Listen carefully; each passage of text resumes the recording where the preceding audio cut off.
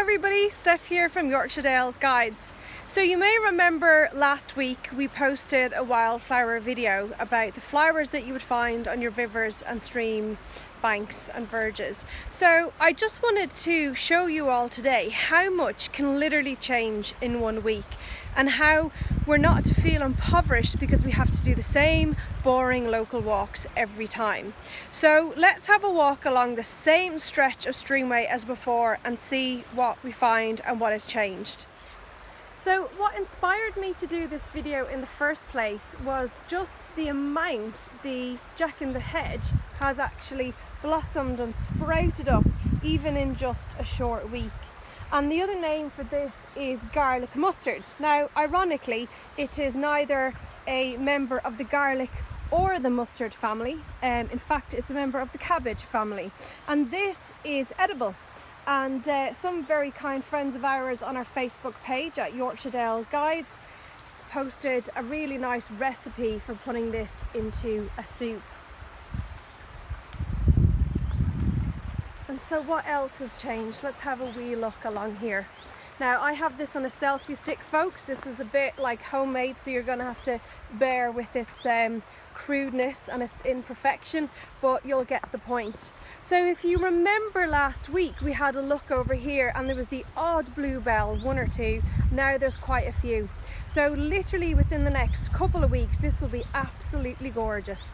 It'll be literally more blue and purple than it is green. Absolutely gorgeous. And here we have the lovely big leaves of Butterbur. And you'll notice actually the Butterbur is really not at its best because this is very much the tail end of the season for it. Now, Butterbur actually got its name because of its dock-like leaves, and these leaves used to be used to wrap up butter by dairy farmers back in the day. So that's where it's got that name from. And you can see the leaves of sweet cicely there. Again, another edible plant.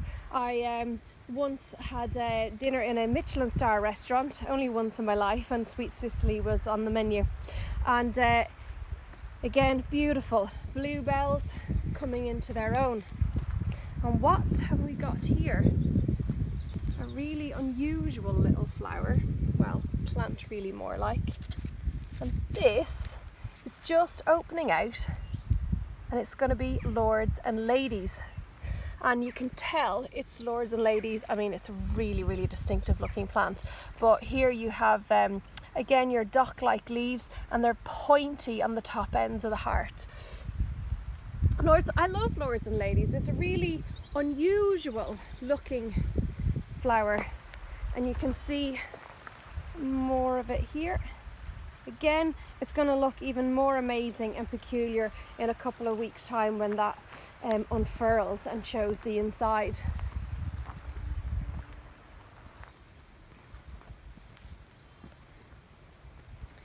And the amazing thing is that once you get your eye in for a particular wildflower or plant, it's really great because you'll be able to see loads and loads of it. And again, you've got your lovely big leaves of the Butterbur, you've got your dog's Mercury, and then do you remember last week we came along here and this was pretty much just all green. That's the only bit of Ramson's, aka wild garlic, that we could see, and now it's all starting to blossom. So this will smell exquisite over the next couple of weeks as all of these Ramsons blossom. These ones actually that came out earlier are not really looking the best. Early bloomers, in early, out early. So yeah, don't come down the river verges when you're really hungry and there's loads of wild garlic, because it's not going to help things at all. And we came into the golden stretch of our celandines last week, looking as lovely and cheerful as always. And there hasn't been a whole lot that's changed, but these are still actually looking quite good. And they'll be around probably just for another month is all. So appreciate them. Nothing in life lasts forever. And it's kind of a funny one. I read once this phrase, you know, don't be so hard on yourself and expect yourself to be so productive all the time, because nothing in nature blooms forever. Everything takes their turn, comes out, does its thing, looks brilliant, and then takes a bit of a chill time over winter. And that really struck something for me actually, because I can be someone who is quite driven all the time. So whenever I'm taking some chill time, that's my excuse. I'm doing just as the flowers. And here we are. Last week there was only a few stitchwort, and now there's loads of them, looking absolutely fabulous. I like these little flowers, they're really delicate, and there's a lovely detail in their petals. And you can see here, got 5 petals, but each of them are really deeply notched.